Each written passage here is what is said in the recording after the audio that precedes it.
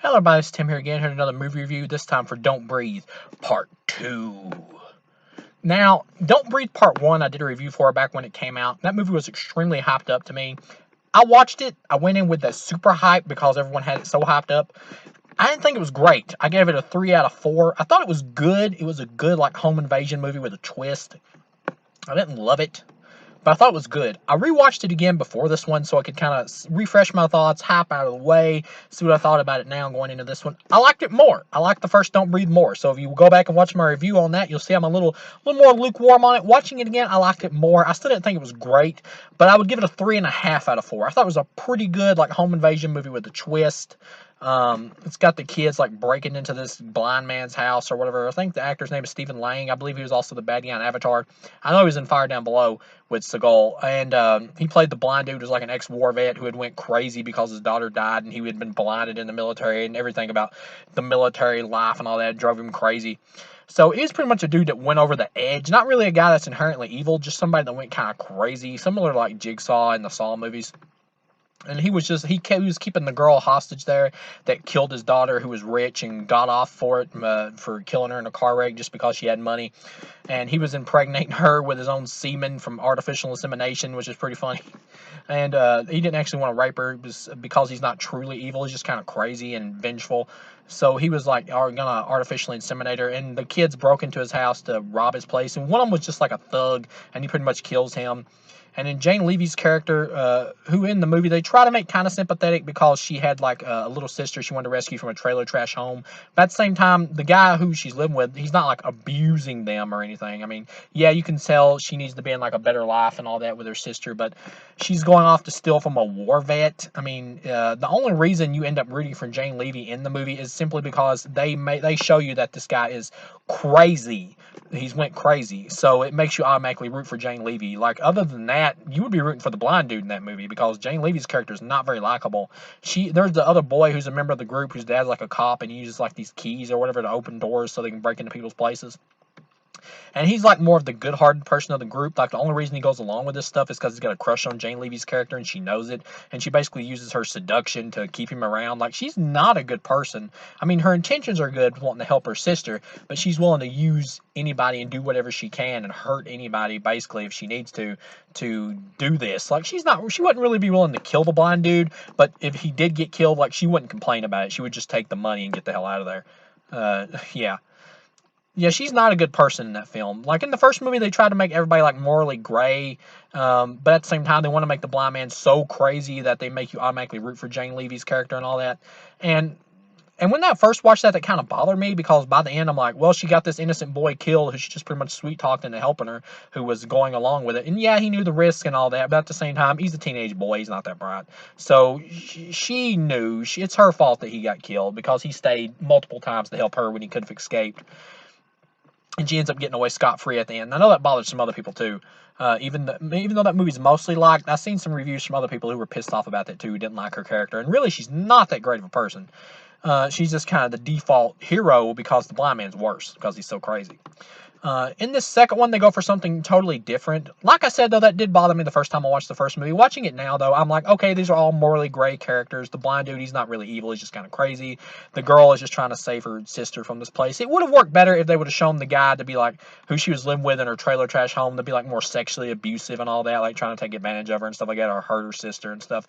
They should have played it up more so I would have had more sympathy for her, because the way they only show like one scene of her in her home, and the guy's just kind of a douchebag, really. I mean, lots of people live in trailer trash homes and they don't go around doing what she does. So anyway, the second one here, they go for a totally different vibe, and they go for more of just a straight up action film. And I've heard some people had a problem with this because they wanted more of a standard sequel where it's just the blind man like going after somebody else, probably just breaking into his house again or whatever because he's crazy. In the first movie, the whole thing was he wanted his daughter back because she was killed unjustly in an automobile accident. In the second one here, he's pretty much adopted a kid because he found her on the street because her parents were meth dealers and everything, and they blew their place up doing meth, and it poisoned the mom, and the little girl like got left out on the street because they didn't care about her, basically. And he finds her and takes her and raises her and trains her and all that. He's got his dog back from the first movie. I've heard some people complain about this, like how he was like this evil sexual assaulter or whatever in the first movie, and how they don't like the idea of rooting for him. it's weird to me that people hold like fictional characters up to like this weird like um level. Like these are fictional characters. These are not real people.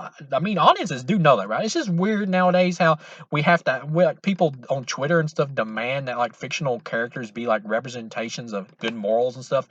Like all people are black and white. Things in life are black and are not. I mean, all people aren't black and white. They're all gray. Everybody has good and evil, and life is gray.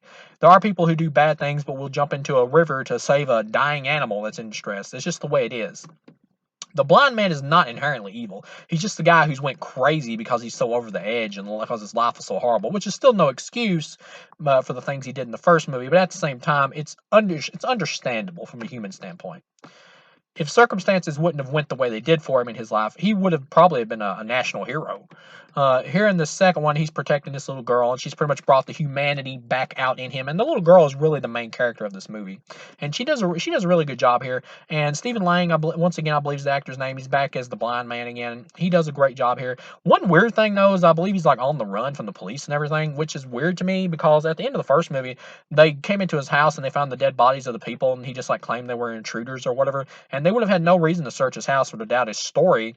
So, and plus because the guy's blind, so they would have probably automatically have took his word. So it's weird to me that he's like on the run now. That's kind of weird to me.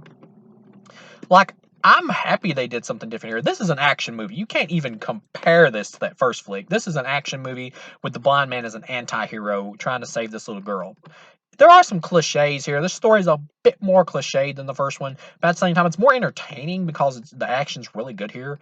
I've heard some people complain about his superhuman blind abilities.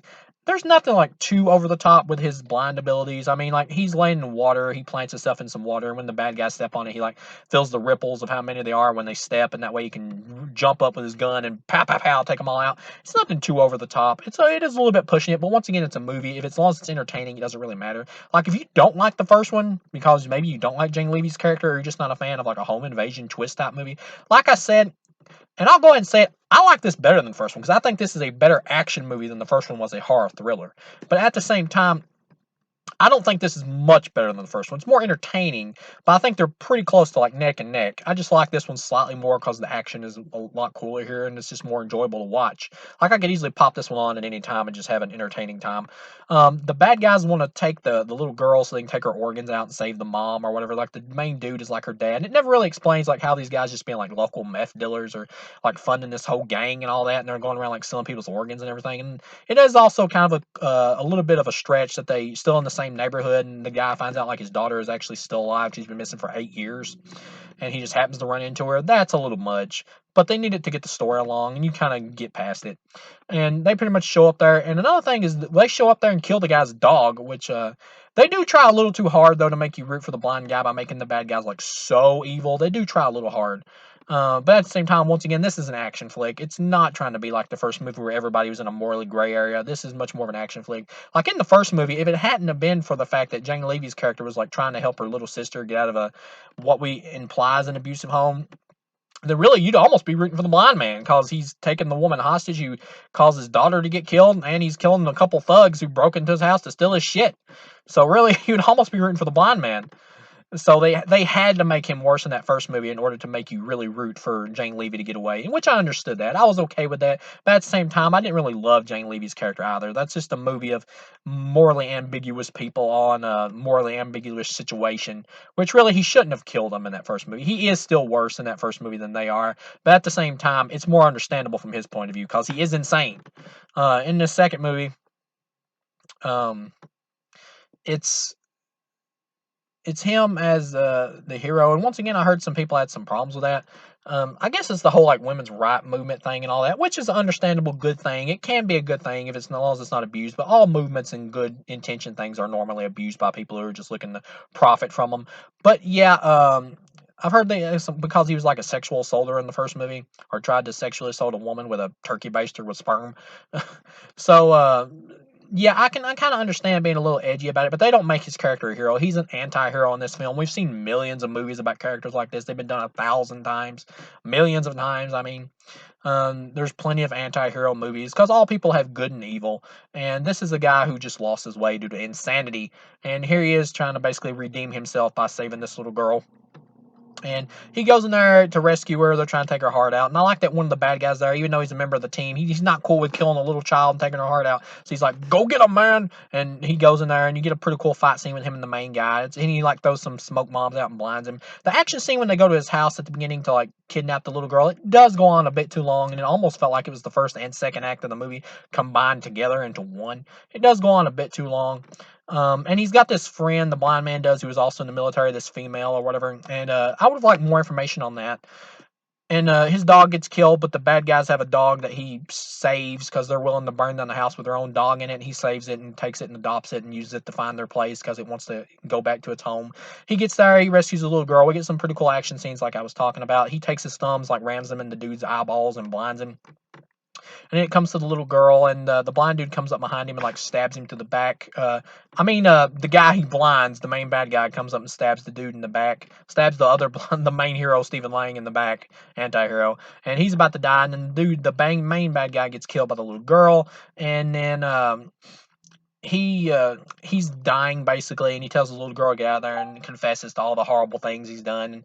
And he starts talking. She starts talking about, I want to save you, because she still has feelings for him, and you can tell he's not truly a bad person at heart. Like, this is the type of guy that probably would eventually turn his stuff into the police. But yeah.